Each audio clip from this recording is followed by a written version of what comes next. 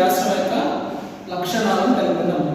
అసలు వ్యాసం అంటే అర్థం ఏంటంటే ఏదైనా ఒక విషయాన్ని చూడండి, ఏదైనా ఒక విషయాన్ని స్పష్టంగా విశ్లేషణ చేస్తూ సాగే ప్రక్రియనే వ్యాసం అన్నారు. మరి ఈ వ్యాసం అనేటువంటి మాటను ఎవరు తీసుకొచ్చారంటే మనకి ఫ్రెంచ్ రచయిత అయినటువంటి మౌంటిన్, మొన్న క్లాస్లో చెప్పుకున్నాం, ఫ్రెంచ్ రచయిత అయినటువంటి మౌంటిన్ అనేటువంటి వ్యక్తి తీసుకొచ్చాడు ఈ వ్యాసం అనే మాటను.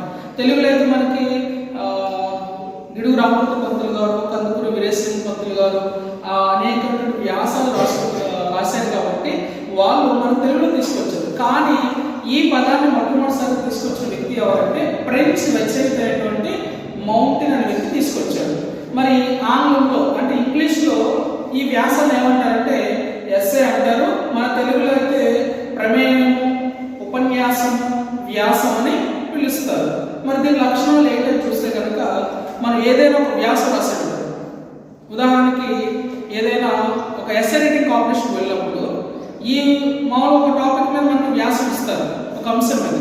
దాన్ని ఎలా రాయాలంటే చిన్నదిగా రాయాలి, వివిధ భాగాలు విభజించి రాయాలి, అక్కడక్కడ మధ్యలో కొటేషన్స్ రాయాలి, అర్థమవుతుందా, సరళంగా రాయాలి, సుందరంగా రాయాలి, స్పష్టంగా రాయాలి. తర్వాత ఇది అందరికీ అర్థమయ్యే విధంగా వ్యాసం అనేది రాయాలి అని మనం నేను క్లాస్లో దాని లక్షణాలు చెప్పుకున్నాం. ఆ లక్షణాల తర్వాత ఉన్నటువంటి అంశం ఏంటంటే వ్యాస భేదాలు. ఇది మనకి సెమిస్టర్లో 10 మార్కులు ప్రశ్నలు ఇస్తాడు, ఒక ఎస్ఐ క్వశ్చన్ మాదిరి ఇస్తాడు. కాబట్టి దీని గురించి ఒకసారి చూద్దాం. మరి వ్యాసం అంటే ఏం చెప్పుకున్నాం, ఏదైనా ఒక విషయాన్ని స్పష్టంగా విశ్లేషణ చేస్తే సాగే ప్రక్రియ వ్యాసం అంటారు. అంటే ఏదైనా ఒక విషయాన్ని అంటే స్పష్టంగా అంటే ఒక క్లారిటీతో ఉన్నది ఉన్నట్టుగా ఏం చేయాలి, చెప్పగలగాలి, ఉన్నది ఉన్నట్టుగా చెప్పగలగాలి, స్పష్టంగా వివరించాలి. దాన్ని ఏమంటాడంట వ్యాసం అన్నాడు. అర్థమవుతుంది. తర్వాత దీని యొక్క భేదాలు చూస్తే కనుక మొత్తం 10 రకాల భేదాలు ఉన్నాయి. చూడండి, ఒకటి సాహిత్య వ్యాసాలు, భాషా వ్యాసాలు, శాస్త్రీయ వ్యాసాలు, కళా వ్యాసాలు, పరిశోధన వ్యాసాలు, చారిత్రక వ్యాసాలు, సాంఘిక వ్యాసాలు, రాజకీయ వ్యాసాలు, ఆర్థిక వ్యాసాలు, జీవిత చరిత్ర వ్యాసాలు. వ్యాసం అంటే ఏదైనా ఒక విషయాన్ని స్పష్టంగా, సరళంగా, సూటిగా చెప్పేటువంటి ప్రక్రియనే వ్యాసం అన్నారు. అర్థమవుతుంది. ఇప్పుడు ఒకదాని తర్వాత చూడొచ్చు. ఒకటి సాహిత్య వ్యాసాలు అంటే అర్థం ఏంటంటే లిటరేచర్, మనకి తెలుగు ఒక సాహిత్యం, ఇంగ్లీష్ ఒక సాహిత్యం, హిందీ ఒక సాహిత్యం, సంస్కృతం ఒక సాహిత్యం, ఉర్దూ ఒక సాహిత్యం. మనకు అనేక భాషలు ఉంటాయి, కేవలం మాతృభాష తెలుగే కాదు, అనేక భాషల్లో ఉన్నటువంటి సాహిత్యాన్ని, ఆ సాహిత్యంపై రాసేటువంటి ఒక ప్రక్రియనే సాహిత్య వ్యాసాలు అన్నారు. అంటే అది సాహిత్యం అంటే అర్థం, హితం అంటే మంచి, ఇక్కడ పేరు చూడండి, హితం, హితం అంటే అర్థం ఏంటి, మంచి. సాహితం, సాహిత్యం అనే పదంలో హితం ఉంది. హితం అంటే మంచి, మంచిని కోరుకునే దానిని ఏమన్నాడు, సాహిత్యం అన్నాడు. ఏమన్నాడు, సాహిత్యం అన్నాడు. అంటే ఈ సాహిత్యం, ఈ లిటరేచర్ అనేది ఏంటంటే సమాజంలో ఉన్నటువంటి దాన్ని అంటే మంచిని కోరుకుంటూ తప్ప చెడుని కోరుకోరు. అలాంటి విషయాలపైన వ్యాసాలు రాస్తూ ఉంటారు. తర్వాత రెండోది భాషా సంబంధమైన వ్యాసాలు. భాష పరంగా అంటే మనం మాట్లాడుకున్నటువంటి భాష ఏదైతే ఉందో దాని పరంగా కూడా కొన్ని వ్యాసాలు రాస్తూ ఉంటారు. దీంట్లో ముఖ్యంగా భాష అనే పదం రాగానే మనం గుర్తొచ్చే వ్యక్తి ఎవరంటే గిడుగు రామూర్తి పంతులు గారు.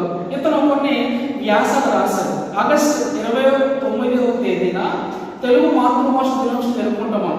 ప్రపంచం మొత్తంగా భారతీయులందరూ ఆగస్టు 29 రోజు నాడు గిడుగు రామూర్తి పంతులు గారి ఒక మహానుభావుడు ఉన్నాడు, గొప్ప మేధావి. అతను చేసేటువంటి కృషి మూలంగానే మనం అందరం ఈ రోజు నాడు మాతృభాష తెలుగు అనేటువంటి మాటను మనం ఏగలుగుతున్నాం, మాట్లాడగలుగుతున్నాం. అర్థమవుతుందా? అతని పుట్టినరోజు సందర్భంగా మనం ప్రతి ఏటా ఆగస్టు 29వ తేదీన మాతృభాష దినోత్సవం జరుపుకుంటాము. మూడోది ఏంటంటే మనకి శాస్త్రీయ వ్యాసాలు. అంటే కొన్ని శాస్త్రాలను అనుసరించి కొంతమంది ప్రముఖ వ్యక్తులు రాసేటువంటి వ్యాసాలే శాస్త్రీయ వ్యాసాలు. అంటే మనకు ఉదాహరణకి జీవశాస్త్రం, రసాయనిక శాస్త్రం, భౌతిక శాస్త్రం, గణిత శాస్త్రం, ఇలా ఉన్నాయి కదా కొన్ని శాస్త్రాలు. అలాగే కొన్ని శాస్త్రాలన్నింటినీ కలిపి కొంతమంది వ్యక్తులు ఏం చేస్తారంటే శాస్త్రీయ వ్యాసాలు రాస్తూ ఉంటారు. దాని తర్వాత నాలుగోది ఏంటంటే కళాత్మక వ్యాసాలు. దీన్ని కళా వ్యాసాలు అంటే మనకి ఈ కళల్లో 64 లలిత కళలు ఉంటాయి. ఈ కళలు మనకి ఇప్పుడు నవరసాలు అంటే శృంగారం, హాస్యం, కరుణ, రౌద్రం, బీభత్సం, భయానకం, అద్భుతం, శాంతం, రసాలు ఉన్నాయి కదా నవరసాలు. వాటిని కూడా కళాత్మక వ్యాసాలు అంటారు. అలాగే మొత్తం ఎన్ని కళలు ఉన్నాయంటే 64 కళలు ఉన్నాయంట. ఎన్ని ఉన్నాయి? 64 కళలు ఉన్నాయి. కళ అంటే ఆర్ట్ ఇంగ్లీష్లో. ఏదైనా ఒక వ్యక్తిలో సృజనాత్మకతను చిత్రీకరించే విధంగా ఉండేటువంటి ప్రక్రియని కళ అంటారు. ప్రతి ఒక్క వ్యక్తికి కూడా ఒక సృజనాత్మకత ఉంటుంది, క్రియేటివిటీ. సృజనాత్మకత అంటే క్రియేటివిటీ. దీన్ని అంటే వివిధ కళారూపాల గురించి కొంతమంది వ్యక్తులు ఏం చేస్తున్నారు, వ్యాసాలు రాస్తున్నారు. దాన్ని ఏమన్నారంటే కళా వ్యాసాలు అన్నారు. తర్వాత ఐదవది పరిశోధన వ్యాసాలు అంటే రీసెర్చ్ ఎస్ఐస్. మీరు చూడండి అప్పుడు న్యూస్ పేపర్లో కొన్ని పుస్తకాలను రీసెర్చ్ ఎస్ఐస్ రాస్తూ ఉంటారు. ఎప్పుడైనా మీరు లైబ్రరీకి వెళ్తే ఆ గ్రంథాలయానికి వెళ్తే కొంతమంది ప్రముఖమైన వ్యక్తులు కొన్ని రీసెర్చ్ చేసిన పుస్తకాలు ఉంటాయి. అర్థమవుతుంది. ఒక రాకెట్ ఎలా ఎగురుతుంది, తర్వాత ఒక ట్రైన్ ఎలా ఎగురుతుంది, ఒక బల్బుని ఎలా కనిపెట్టారు, ఎడిసన్ వ్యక్తి ఎలా కనిపెట్టారు అనేది. ఇప్పుడు ఈ బల్బు గురించి మనం తెలుసుకోవాలంటే థామస్ ఎడిసన్ అనే వ్యక్తి ఎన్నిసార్లు ఓడిపోయి చివరికి విజయవంతం అనేది తను రాసిన పుస్తకం ఉంటుంది. అర్థమవుతుంది. పరిశోధన చేసిన పుస్తకం ఉంటుంది.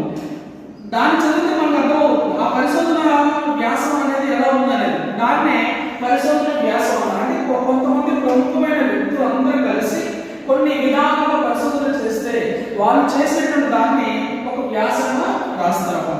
తర్వాత ఆరవది చారిత్రక వ్యాసాలు అంటే చరిత్ర గురించి చెప్తుంది. చారిత్రక అంటే అర్థం ఏంటి?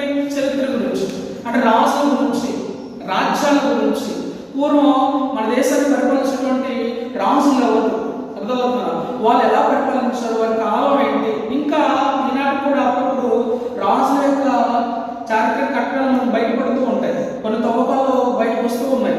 అటు అమరావతి వెళ్తే మనకు చారిత్రక కట్టడం అర్థమవుతున్నారు. ఒంగోలు వెళ్తే కనుక 1000 స్తంభాలు కూడా ఒకటి ఉంటుంది. అర్థమవుతున్నారు.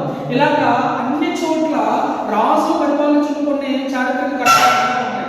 వీటన్నింటిని కలిపి కొంతమంది వ్యక్తులు రాసేటువంటి వ్యాసమే చారిత్రక వ్యాసాలు అన్నారు. తర్వాత ఏడవది ఏంటంటే సాంఘిక వ్యాసాలు అంటే సాంఘిక అర్థం ఏంటంటే సమాజంలో జరిగేటువంటి కొన్ని దురాచారాల మీద కొంతమంది వ్యక్తులు కొన్ని వ్యాసాలు రాశారు. దురాచారం అంటే అర్థం ఏంటి?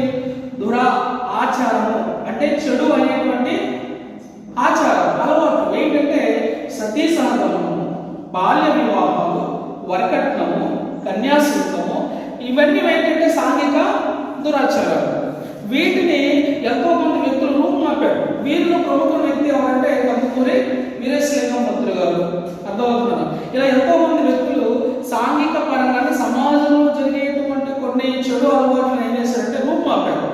ఇవన్నీ మనకి ఎలా తెలిసినాయి అంటే కొన్ని వ్యాసాలు మనం చదివితే వాళ్ళు ఏం చేశారనేది మనకి అర్థమవుతుంది. దాన్నే సాంఘిక వ్యాసాలు అంటారు.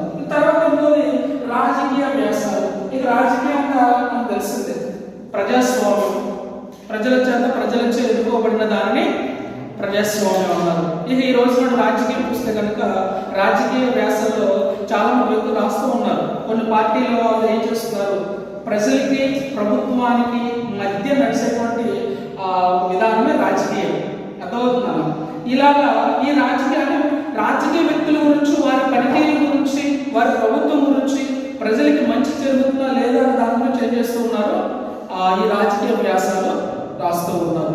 దీనినే రాజకీయ వ్యాసాలు అంటారు. తర్వాత ఏంటంటే ఆర్థిక వ్యాసాలు. ఆర్థిక అర్థం ఏంటంటే ఫైనాన్షియల్ పరంగా అంటే మన బడ్జెట్ ఎంత ఉంది, మన బడ్జెట్ ఎంత ఉంది, ఎంత వ్యయం ఖర్చు అవుతుంది, ఎంత మిగులుతుంది అనేది ఆర్థిక పరమైన వ్యాసాలు రాస్తూ ఉంటారు.